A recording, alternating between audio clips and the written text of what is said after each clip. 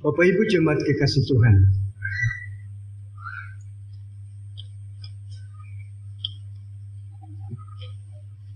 sebelum saya masuk dalam khotbah,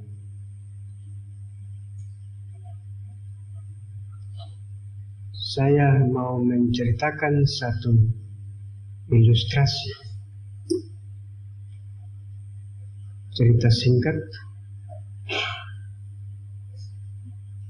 Ada dua orang adik kakak kandung. Dorang bilang istilah yang ada itu, dorang bilang Musa. Musa itu muka sama, persis, muka sama sekali. Jadi begitu dua jalan kita tidak tahu ini yang kakak yang mana, yang ada yang mana.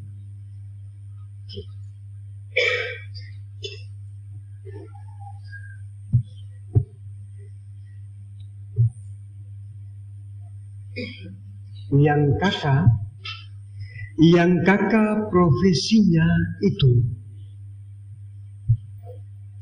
pengacau, pokoknya terkenal di kompleks itu. Katakanlah sebut dia pun nama saja, siapa yang tahu. Mungkin yang di dalam masih dalam kandungan itu yang mungkin tidak tahu. Kasarnya begitu. Sebut dia pun nama saja, tidak asing lagi. Itu yang kakak. Sementara yang adik itu profesinya adalah sebagai seorang hakim. Sering berjalannya waktu, karena kejahatan dari kakak ini sudah tidak bisa ditolerir lagi, tidak bisa diatur aman lagi. Polisi dan segala macam sudah capek.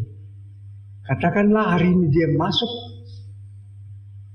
hari ini buat salah, besok keluar, sama saja. Sama saja.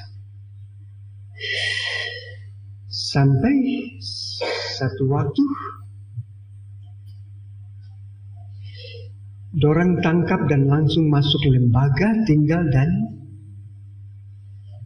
saat itu dorang mau sidang seperti Sambo kemarin. Dorang mau sidang dan hakim memutuskan hukuman mati kepada laki-laki yang duduk. Baru yang hakim, yang pimpin, yang hakim itu dia punya adik sendiri. Karena aturan, lalu dia bacakan itu. Tak, tak, tak, tak, tak, tak. Langsung palu jatuh dan selesai. Selang beberapa jam kemudian, sementara mau dieksekusi untuk mau ditembak mati, sementara jalan menuju tempat yang sudah diatur, lalu adiknya ini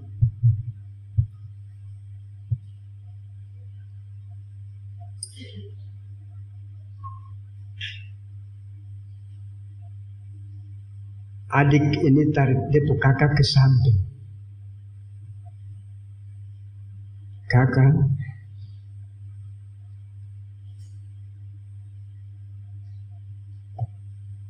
kok pakai baju hakim ini? Dikasih baju hakim ini kepada kakaknya, dan depo kakak pakai baju hukuman ini untuk sebentar. Timah panas masuk. Ya, singkatnya begitu. Jadi dia kakak, dia punya adik rela untuk karena pertalian darah yang sangat kuat.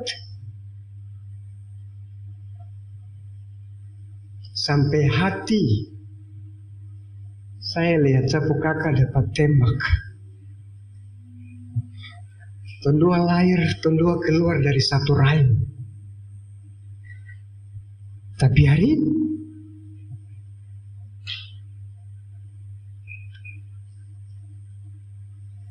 Bapak Ibu jemaat kekasih Kristus,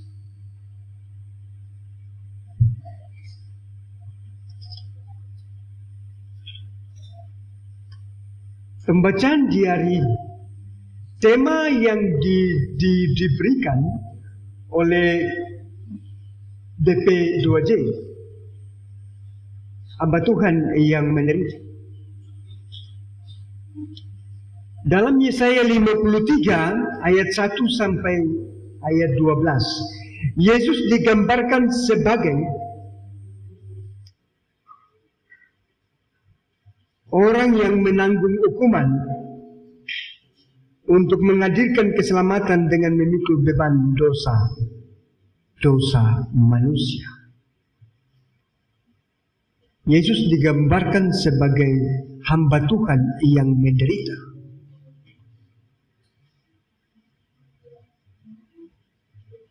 Kalau kita melihat tanaman, awal kita tidak terlalu ini, tapi orang yang mau mencintai tanaman itu, pasti dia akan jaga rawat itu tumbuh, ya toh? Dari semua kita. Saya tidak bilang mama saja. Kenapa mama? Saya tidak bilang mama orang yang sibuk untuk tanaman. Ada kita juga bapak-bapak yang juga mencintai tanaman bunga itu. Iya kah? Saya salah bicara kah? Begitu. Waktu saya kuliah, saya punya teman satu, kami di STT, di asrama STT, itu tahun 98. Teman itu, dia bangun pagi, dia punya bunga itu.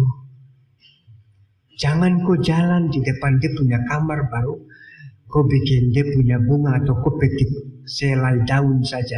Oh, itu kebun binatang keluar dari mulut, tak enti-entinya. Begitu. Orang genyem, laki-laki genyem. Saya tidak mau sebutkan dia nama itu rahasia. Gitu. Antara saya, dia dan Tuhan yang tahu. Jadi singkatnya seperti begitu Bapak Ibu jemaat Tuhan. Awal bunga waktu ditanam tidak terlalu dipusingkan begitu. Kadang kita lupa untuk siram begitu. Iya toh? Kadang karena saking sibuk dengan pekerjaan dan segala macam, apalagi pekerjaan di kantor, ditambah lagi pulang ke rumah, sibuk dengan semua hal, lupa untuk siram barang itu. Yesus digambarkan sebagai hamba Tuhan yang menderita.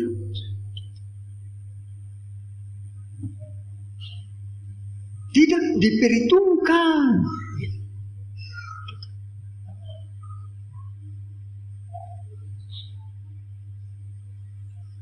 Orang yang begini, ada punya kemampuan apa?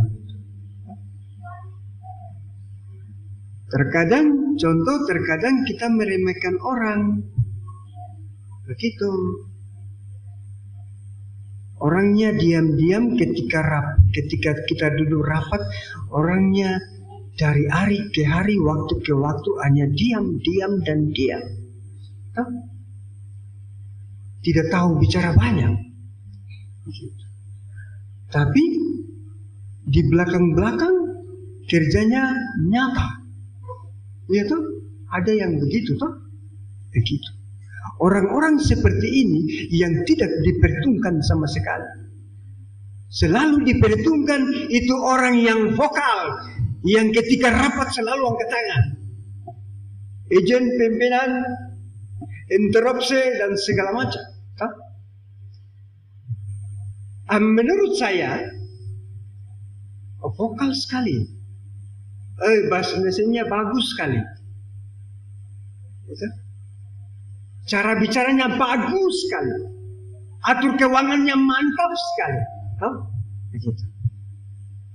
Cara bicaranya, bahasa Serui Ansus bilang tersistematis. Iya toh? Bahasa Ansus itu. Kami punya bahasa. Tersistematis. Teratur cara bicaranya. 1, 2, 3 sampai ke bawah. Tapi ada orang yang bicara, 1 dia pindah ke 3, 3 dia pindah ke 7, 7 dia pindah ke 10, dia naik ke 2, dia turun ke 5. Iya, ada yang begitu. Orang yang seperti begitu, pasti nanti kita bilang, dia ikut stop bicara sudah. Kadang dia masih bicara, lalu kita bilang, iya Bapak saya sudah mengerti, saya paham dengan apa yang Bapak bilang itu. Bapak stop, kita bicara tidak ke situ. Terkadang ada yang begitu. Langsung skak dia, potong dia di tengah-tengah.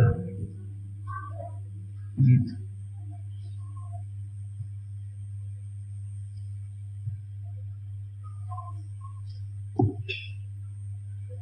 Tuhan Allah menyuruh Yesus datang ke dunia, menderita, hidup mati, hidup bersama-sama, menderita dan mati, terpampang di kayu salib. Sebenarnya bukan salahnya. Yesus bisa saja mau mengeluarkan, mau menunjukkan kekuasaannya,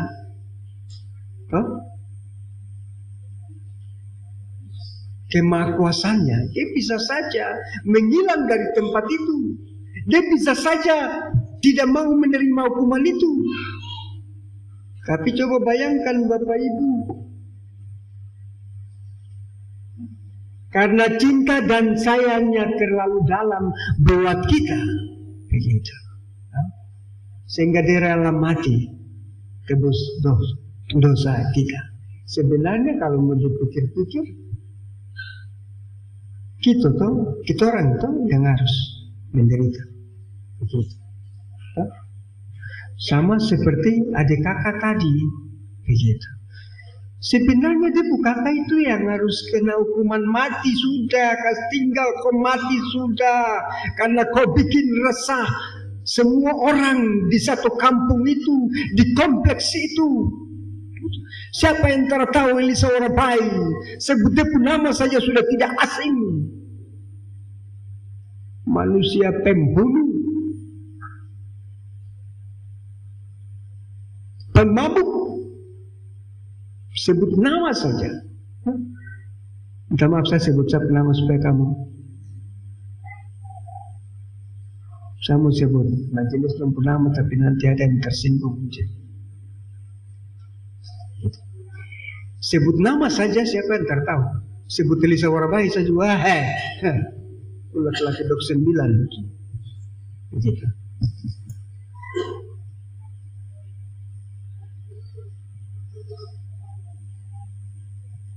Bapak Ibu jemaat kekasih Kristus, dalam memasuki menjalani minggu sengsara yang keempat,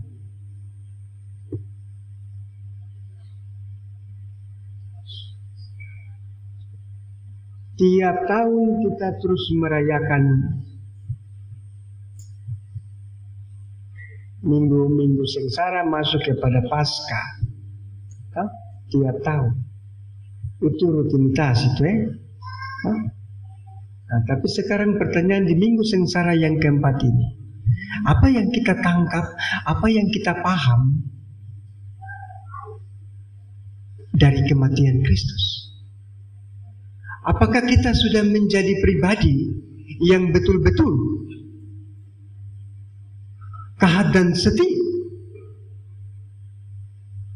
menderita bersama-sama dengan Tuhan?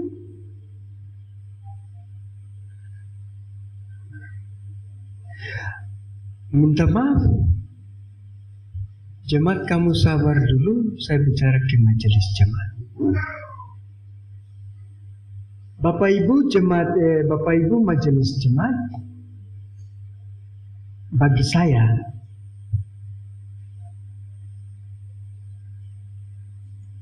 stola itu mandat,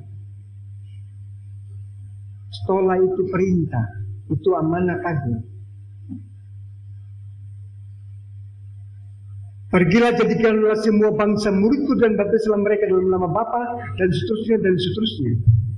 Ketika stola itu dipasangkan di lehermu, maka itu merupakan tugas, tanggung jawab besar yang engkau lakukan semenjak berapa jam ke depan. Tapi bukan berarti setelah ibadah selesai, tugas itu selesai.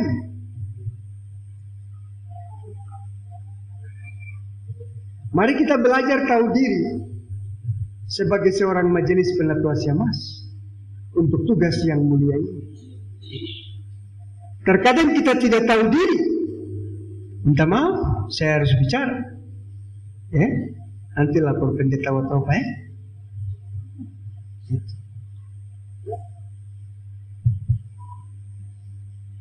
Terkadang kita tidak tahu diri. Saya lihat di kampung-kampung, di sini mungkin tidak. Saya yakin tidak. Di kampung-kampung, majelis pakai stola, saya ini selalu bicara dari mimbar. Saya ini orang yang saya selalu orang di kampung itu bilang, saya orang yang selalu kasih orang berdiri telanjang.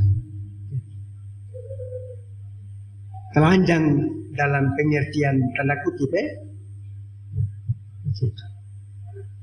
Jadi contohnya kalau kau jalan pakai baju, ini bahasa kiasannya, kalau kau pakai baju yang karobe atau celana yang rok yang karobe, saya langsung bicara begitu. Bapak, baju itu karobe, tara boleh kau buka. Nanti orang bilang apa? Kalau kau mau ke mall, kalau kau mau ke kota, ke pasar, nanti orang bilang apa? Kau buka baju itu, sebelum kau naik perahu, kau buka itu. Kau ganti baju baru, baru kau ke pasar sana. Nanti orang bilang apa? Karena kau malu. Gitu. Jadi saya selalu bicara. Bicara dan bicara. Saya malas tahu. Saya berpikir kalau kau tersinggung, luar biasa saya senang. Begitu. Terkadang majelis jemaat pakai stola. Masih dalam ibadah, orang keluar di samping gereja atau di belakang gereja, berdiri dan makan pinang, berdiri dan isap rokok. Begitu.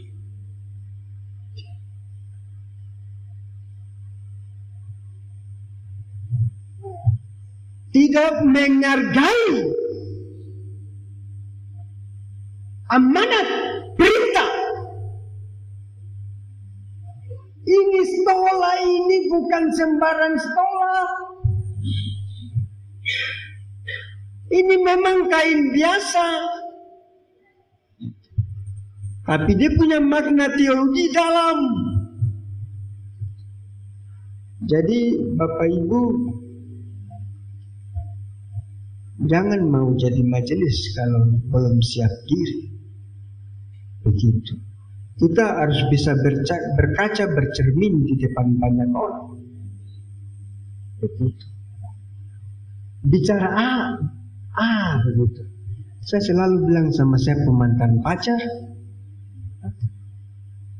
Ibu pendeta, saya pemaitua pendeta juga. Saya bilang, mari kita bicara A dan A. Jangan bicara A jam 7, sebentar jam 8 bicara B. Itu orang terpercaya omong kosong. Pendeta Orabaya bernawas. Saya tersuka bahasa itu keluar. Disapu telinga. Disapu telinga yang berdosa ini. Jadi, ingat majelis Bapak Ibu majelis jemaat penatua Syamas, lakukan tugasmu, hargai stola itu, Kalau Isa Proko tunggu pekerjaan ini selesai, ibadah selesai, baru kamu Isa Proko kah, kamu Isa belanja kah, atur sudah. Begitu kah?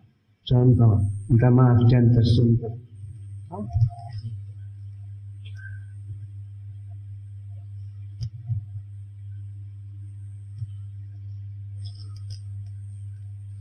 Sebagai bapak-bapak, hargai istrimu, sayangi dia apa adanya. Kalau dia pergi, dia ada laksanakan tugas sebagai seorang majelis, tolong. Terkadang itu nanti bapak bilang, kamu cek, Ronald, kamu cek, bapak, mama itu jam berapa ini? Suwangi sih, jam berapa ini dia belum pulang? Nanti Ronald kah, Jeffrey kah, mama dong rapat, majelis dong ada rapat. Rapat apa sampai jam begini? Ya toh? Rapat kah rapat? Itu. Bapak selalu bicara begitu sama mama. Begitu. Lalu lagi nanti mama dia punya lagi. Nih, kamu lihat bapak ini jam berapa? Dia udah putar kemana ini? Apalagi bapak itu majelis, apalagi bapak dia punya potongan. Kalau dia pakai jas, apa luar biasa apa? Apalagi dia pakai dasi, oh luar biasa. Nanti mama bilang apa? Ganteng. Gitu. Apalagi selalu majelis itu jalan selalu dengan bapak itu. Mau kemana ada dua saja. Mau kemana ada dua saja.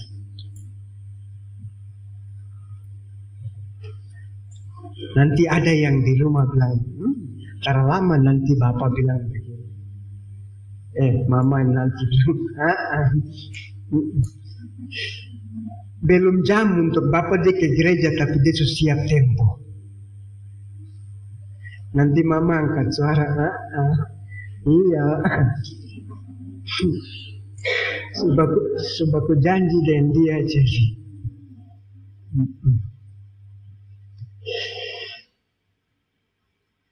Lalu nanti Pace lagi dia bicara untuk Mace. Mama sio, tiap minggu ini saya lihat kau cantik apa. Apalagi bibir merah dia naik.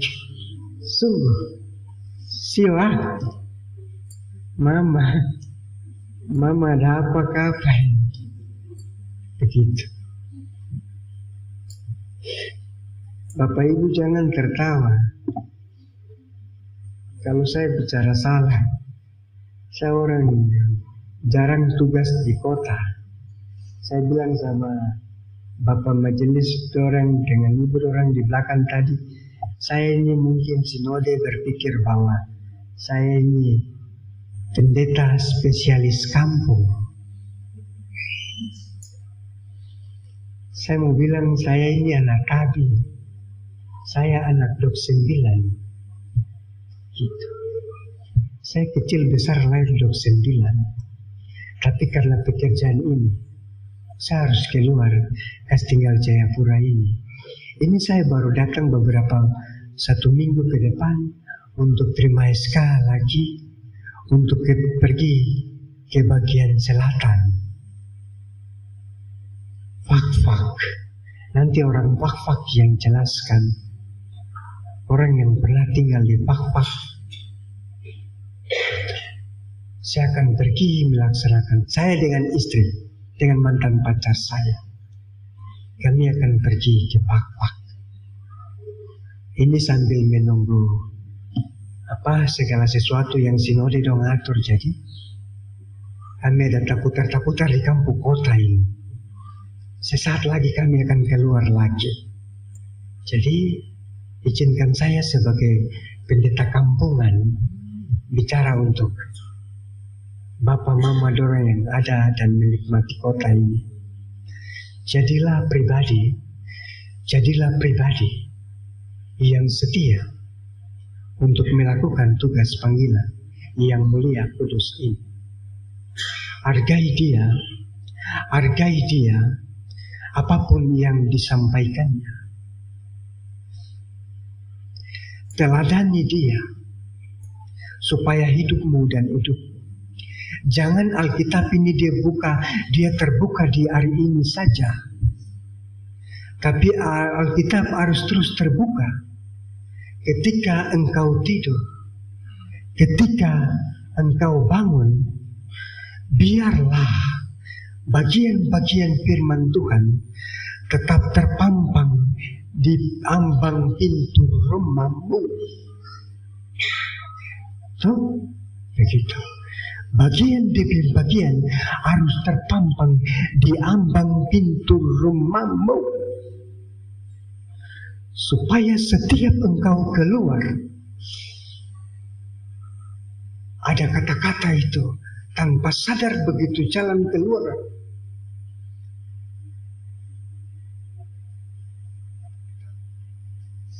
Ya toh, akhirnya kita keluar. Begitu, Bapak Ibu. Terkadang saya selalu bilang minta maaf. Saya selalu bilang, terkadang kita munafik. Kita munafik dalam gereja ini.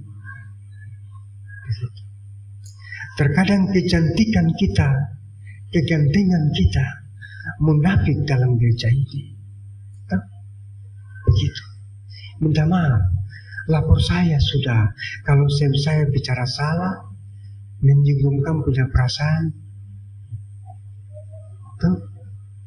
Saya duduk 9. Dan sebentar kalau siapa mau minta siapa nomor HP dan saya kasih.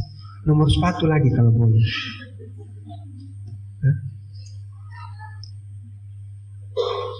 Jadilah pribadi yang baik. Jangan munafik. Tidak baik kita munafik. Terkadang kita tidak membaca kembali bagian ini. Terkadang Alkitab ini kita cuma dipandu dalam gereja ini. Setelah itu barang itu pulang tinggal di rumah, tinggal dari minggu sampai minggu depan baru pegang kemari, bawa lagi ke gereja untuk baca sama-sama di gereja. Tapi apakah Alkitab itu selalu terbuka di dalam keluargamu hari demi hari?